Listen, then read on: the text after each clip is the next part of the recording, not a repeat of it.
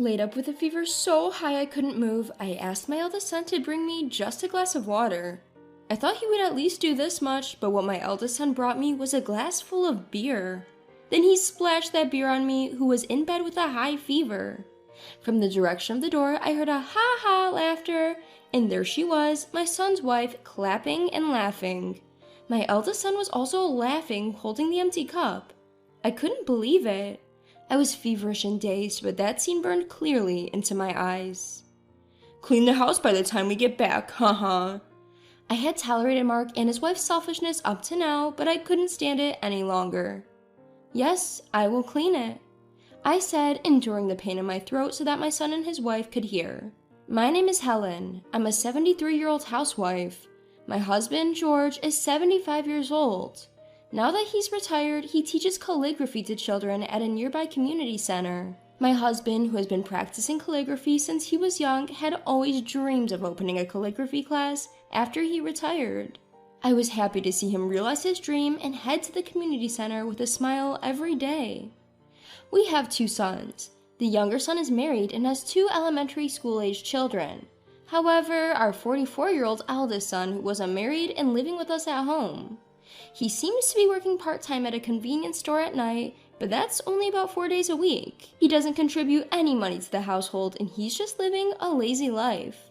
Both my husband and I have warned him several times, but our eldest son didn't listen. He's not gambling or in debt, and gradually my husband and I stopped warning him. Then one day, out of the blue, our eldest son suddenly said, "I got married," and brought his wife home. Without even greeting us, she barged in as if it was the most natural thing in the world, and from that day on, I had to prepare meals for her as well. I didn't mind preparing meals for my son's wife, but she didn't help at all, nor did she clean up after meals.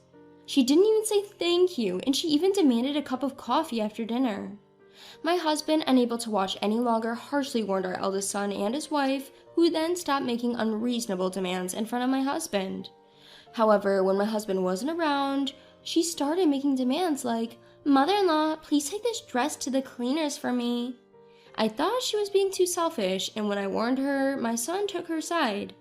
"It's just something you can do on your way to shopping. Don't be so stingy," he would say. However, our son doesn't contribute a penny to the household. Even though we're feeding him and his wife for free, I thought it was unreasonable for them to demand more, and I was considering whether or not to talk to my husband about it. However, not wanting to witness a parent-child quarrel, I decided to wait and see a little longer, and so I held back again today, and as per my daughter-in-law's request, I took her clothes to the cleaners. My husband and I usually visit our second son's family in Canada about twice a year. We were planning to visit again during the upcoming week-long federal holiday. Since we visit frequently, and they also occasionally come to visit us, our grandchildren have become very fond of us. We have already bought the toys that our grandchildren love as gifts, and we're planning to buy a roll cake as a souvenir on the way. When we visit our second son's family, we often take the sleeper train rather than a plane, enjoying the scenery along the journey. While the view from the plane is great, now that we have more leisure time, taking the train suits us better. The day before our visit, feeling unusually excited, I went shopping after seeing my husband off to his regular calligraphy class. On my way back from shopping, I stopped by a cake shop where they were selling handmade cookies. I figured the cookies would last longer than the cake, so I bought some for the grandchildren. As I made my way home, picturing the delighted faces of the grandchildren, it began to drizzle. I hurried home, but the rain gradually became heavier. I decided to stop by a nearby convenience store to buy an umbrella, but by the time I arrived, my clothes were soaked. I considered waiting out the rain at the convenience store, but not knowing when it would stop and wanting to warm up my chilled body in a hot bath, I bought an umbrella and hurried home. When I got home and was about to take a bath, my eldest son's wife came in and said, "Helen, are you about to take a bath? I have to go out now. Let me use the bath first." "Helen, please start preparing dinner early." And she closed the bathroom door. Even though it's not her house, I changed clothes and started preparing dinner, trying to ignore her. While preparing dinner, I started sneezing. It would be bad if I caught a cold right before our departure tomorrow, but my eldest son's wife, who had long been in the bath, did not come out for over an hour. The next morning, the day we were supposed to visit our second son's family, I woke up feeling sluggish. My throat hurt and my nose was running. When I checked my temperature, it was 100 degrees Fahrenheit. It seemed that I had indeed caught a cold in yesterday's rain. I told George to go alone this time because I didn't want to pass my cold on to the grandchildren. George suggested that we cancel the visit, but we already had the sleeper train tickets. We also had the toys we bought as gifts for the grandchildren, so I wanted George to visit our second son's family, even if it was just him. I gave him the cookies I bought at the cake shop the day before. Despite George's concern, I reassured him that it was just a slight fever and a minor cold, and that I would be okay after taking some medicine and resting at home. George usually doesn't talk much to our eldest son and his wife, but that day he told them I was feeling under the weather and made them promise to take care of the housework. After seeing off George with a smile, I was about to go back to bed when I heard my eldest son and his wife talking. Ugh, such a hassle. It's just a cold, right? But now that Dad's gone, we can be free for a while. I couldn't believe this was coming from the people who were living in our house without contributing to the expenses, but it was the usual for them. You do realize the only reason you're able to live here is thanks to your father, right? When I pointed this out, my eldest son Mark and his wife seemed to take offense, retorting, "We're doing you a favor by living with you in your old age." And that's right, normally everyone would hate to live with their in-laws, the daughter-in-law added. It's ironic, as they're the ones who moved in with us without being asked, yet they act as though they're doing us a huge favor. Despite feeling sluggish and wanting to rest early, I ignored their remarks and returned to my room. That evening, my daughter-in-law came into my room and woke me up. "Mother-in-law, you're not planning on skipping cooking just because you're feeling a little sick, are you? You know I can't cook, right?" Telling your mother-in-law to cook because you can't isn't something a 35-year-old woman should say. I'm feeling sick and I want them to figure out their meals by themselves. Even my husband should have warned them before leaving in the morning. I tried to ignore them and go back to sleep, but my daughter-in-law won't leave the room. I thought it would be better to eat something light and take medicine, so I forced myself to get up and head to the kitchen to prepare some food. As I was preparing the meal, Mark came home. Despite seeing me in the kitchen wearing a mask, he didn't utter a word as if it was the most normal thing in the world. Not only that, but he also demanded, "Hey, the bath isn't ready yet." It doesn't matter to Mark and his wife whether I'm sick or not. Knowing they wouldn't listen anyway and wanting to rest as soon as possible, I finished preparing the meal and went to prepare the bath. When I returned to the living room, Mark and his wife were having a lively conversation while eating. "We're going on a trip abroad the day after tomorrow, so please don't spread your cold to us." Surprised by their sudden mention of a trip abroad, I ate a light meal in the dining room, away from the warm living room, as my daughter-in-law suggested. In the living room, the couple was excited about their upcoming trip abroad. Mark is taking time off his part-time job, and they're going on a 3-week trip to Europe. I hadn't heard anything about them going on a trip abroad, but I was grateful that they wouldn't be home starting from the day after tomorrow. On the morning of the day Mark and his wife were about to leave for their trip, my cold had worsened to the point where I couldn't get out of bed. When I measured my temperature with the thermometer, I had nearly a 103-degree Fahrenheit fever. I was thirsty, but my headache was so severe that I couldn't even lift my head. In this state, Mark came to me. "Hey, cook us some food. You can still cook even if you have a cold." Tears welled up in my eyes at the sight of my son telling his sick mother to cook. "Eat out," I managed to say. At my words, Mark frowned, but said nothing and started to leave the room. Before he left the room, I asked him to bring me a glass of water. I thought he would at least do that much for me, so I waited, but what Mark brought me was a glass full of beer. And he splashed that beer all over me, who was bedridden with a high fever. From the direction of the door, a loud laughter echoed. When I turned to look, it was my eldest son's wife, clapping her hands in amusement. In front of me, my eldest son Mark was also laughing, holding an empty cup. It was unbelievable.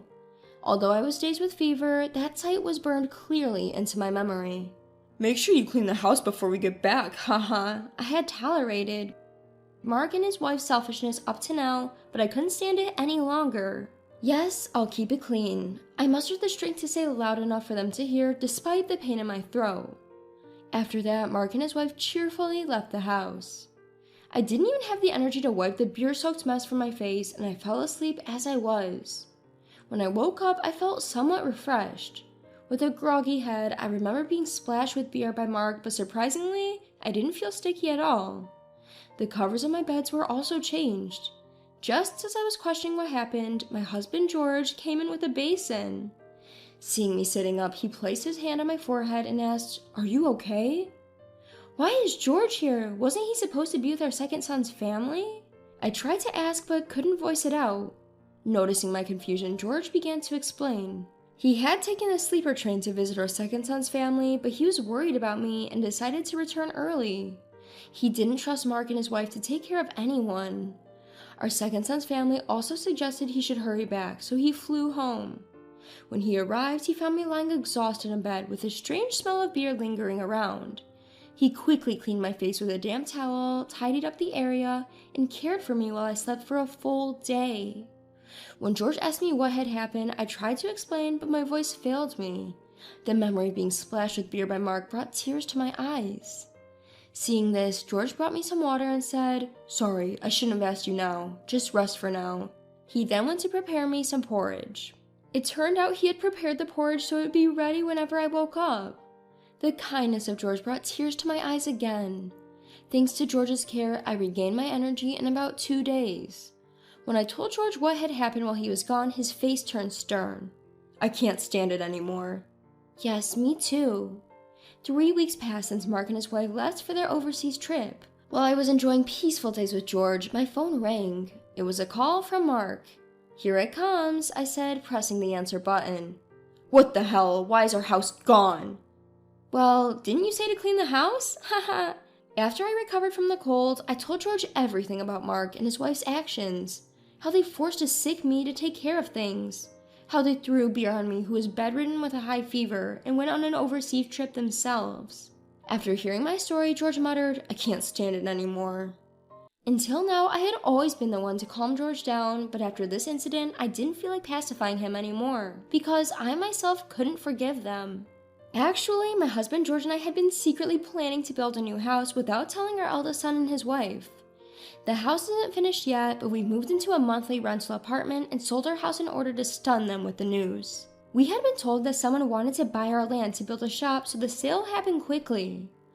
Originally, we had planned to keep the old house for our eldest son and his wife, but after the way they treated us, there's no need to consider them anymore.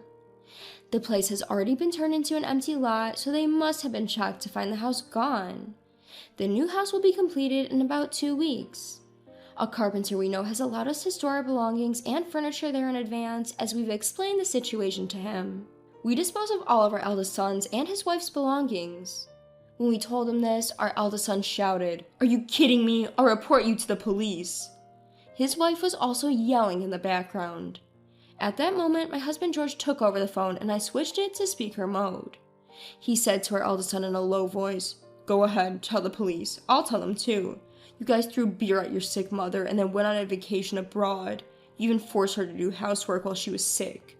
Who do you guys think is a bigger sinner, you guys or us for disposing of your things?" My husband's face as he spoke to our eldest son was like a villain's. "This has nothing to do with that. In selling the house, where are we supposed to live? Where are you guys even staying?" Our son yelled back. George replied, "That house was originally ours. It's our right to sell it. Plus, you're no longer our son. Don't contact us anymore." And then he hung up. 2 weeks later, we got a call saying that our new house was completed, so George and I headed over. The call was from the carpenter, a friend of George's. He's about 60 years old and the site supervisor. He showed us around the house, explaining the layout. We designed it as a single-story, accessible house, keeping our future retirement life in mind. It's an even more beautiful house than we imagined, and we can't wait to start living there.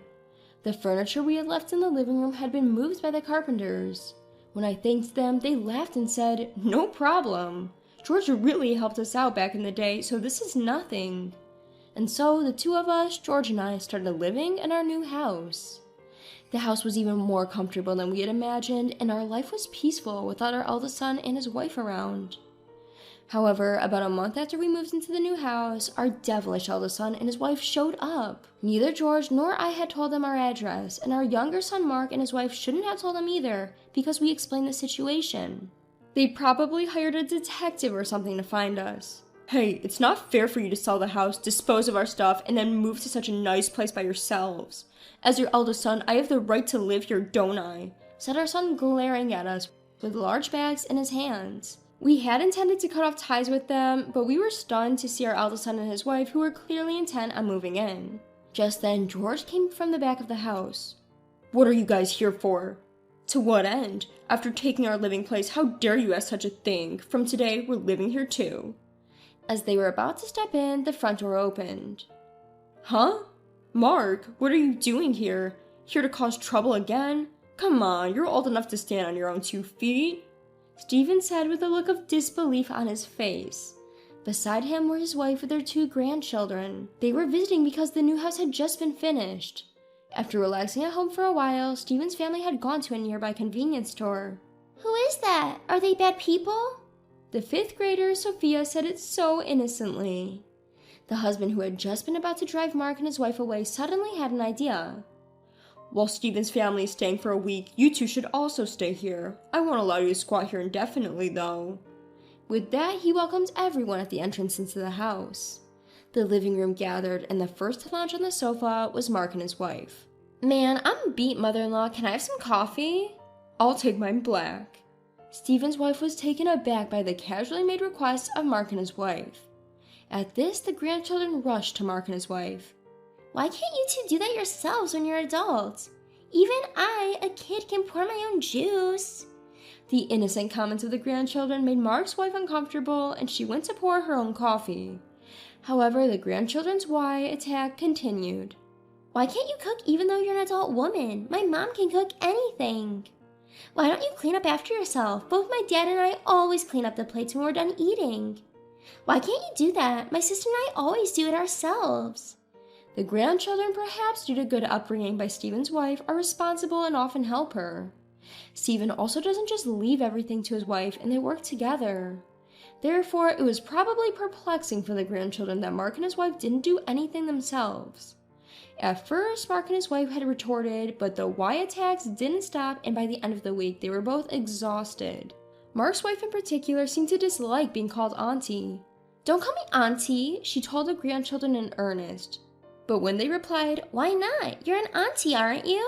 You're not young enough to be called sister, she was shocked. Even I and Stephen, who were listening nearby, couldn't help but laugh.